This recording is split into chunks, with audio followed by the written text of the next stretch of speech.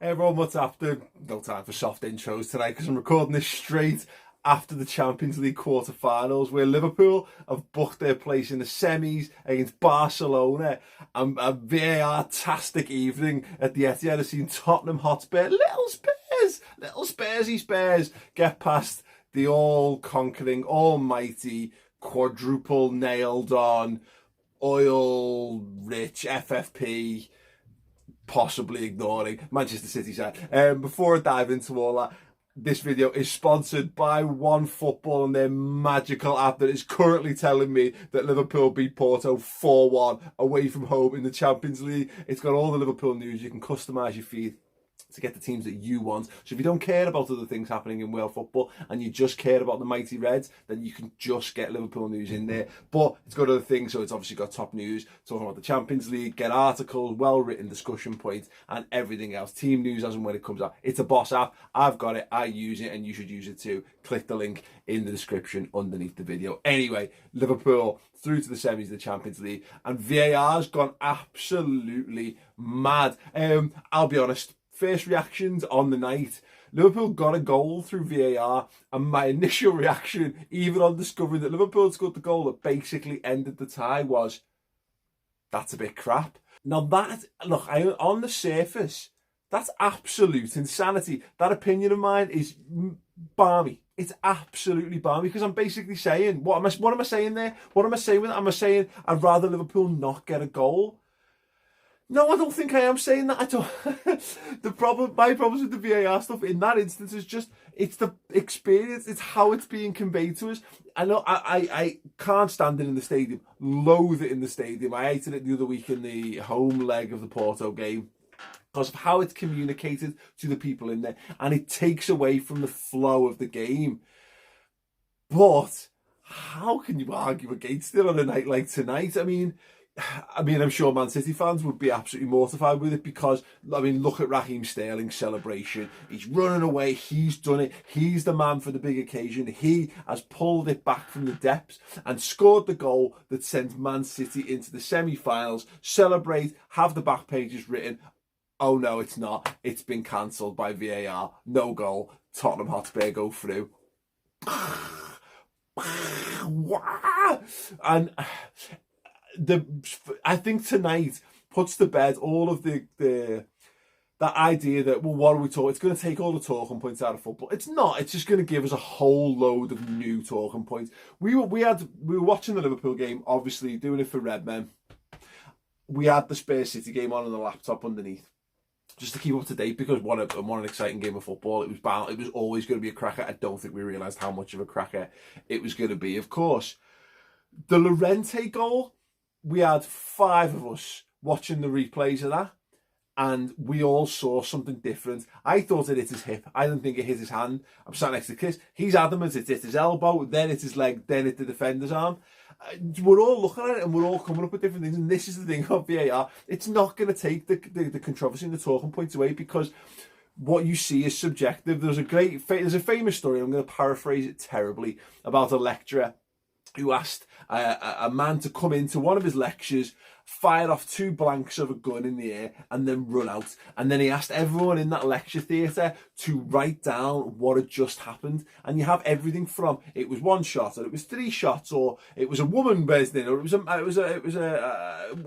is what the man was wearing. This is what he ran off to the left, he ran off to the right.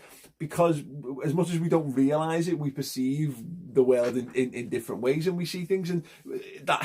So the VAR stuff, look, it's not binary. This isn't goal line technology, and I can't help but get away. I do fucking hate the fan experience. I hate the way. Great example. We saw those replays, so at least we can look at it back. In that Man City game, the Llorente one, you're watching it back and they're playing it over and over and over again. So you can be VAR at home, your own home VAR kit. It's great. So you get to go and analyse it and touch it and turn it into Gene Evan Carter all you want. And I don't. So from a television perspective, that's fine. Didn't happen in the Liverpool Porto game, though, did it? Nothing. It was a video screen of the referee going, hold on a moment. Hold on. Hold on. Continue to hold on a moment. You didn't hear me? I said hold on. L-D-O-N. And then presumably in several languages. It took fucking yonks and no one had a clue what was going on, so you don't even get the fun. That's what it feels like to be a fan with VAR happening in the stadium, and it's a load of horseshit. But anyway, look, I'm not going to do this entirely on VAR. One can't continue to debate some of the points based on what we've seen tonight, and I don't know why I turned into the fucking queen while I was talking there, but there you go. Tottenham Hotspur, let's talk Tottenham Hotspur. Wow, absolutely wow. Came out the blocks, stunned City, and what a game. We're watching Liverpool. The Liverpool game was basically over with 2-0 in the first leg. Liverpool don't really concede 3 goals in games anymore, not often certainly. And they were good, but blah blah blah. Particularly once Liverpool got that goal, it was a dead rubber from that point. And then you've got this crash bang wallop game of football happening on this tiny little screen underneath. As far as football fans go, is this the best season? Is this the best season ever? Ever? Recency bias is always a thing in this thing, but wow, we're having arguably the best Premier League title race there's ever been in terms of how close it is, and the points on the board from both teams at the moment, and then just the shocks and the thrills and spills. This young Ajax team coming out of nowhere and knocking Juventus out, who are perennially in the semis and beyond, and they've bought Cristiano Ronaldo and everything. You've got this young team of kids from Ajax and coming in and stunning them, and you've got Liverpool, who got to the final last season and were supposed to capitulate and collapse, because that's what Liverpool normally do when they come close and fall. They normally fall apart the season after, flexing the muscles and actually getting better and now cruising into the semis. And then you've got this mad VAR game where, let's be honest, City should have battered Spurs over 2 legs there. And I say should have, what a massive disrespect. I apologise to any Spurs fans, a massive disrespect on my part, because Spurs thoroughly deserve to be there, because they've scored the goals, they've got the away goals, they did the business at home, and they got away goals in the Etihad. That's how you win 2-legged European affairs. So, yeah, Tottenham Hotspur, I mean, look at it. Everyone said in the summer, what are they doing? What is Pochettino doing? He's not spending money. He didn't spend a penny.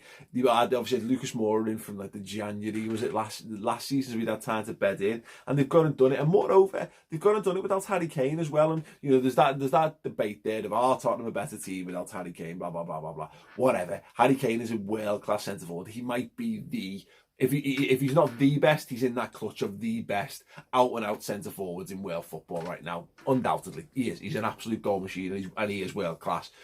But they've got a quality team around it. Son, amazing. Absolutely amazing. They've got Christian Eriksen, amazing. There's a few teams in the world who wouldn't have Christian Eriksen. They've got a great defence. They've got a great way of playing football. They've got a never say die attitude. And let's be honest, they're carrying this Spursy thing around with them as well. And I'll be honest, look, there was a lot of tweets that would have been getting deleted that had Spursy written all over it, didn't it? Let's be perfectly honest. There might be a few of you watching, just backtrack, slamming the brakes on, spin it round, head in the other direction, because Spurs haven't gone Spursy or Spursed it up. It's actually Man City who've done that.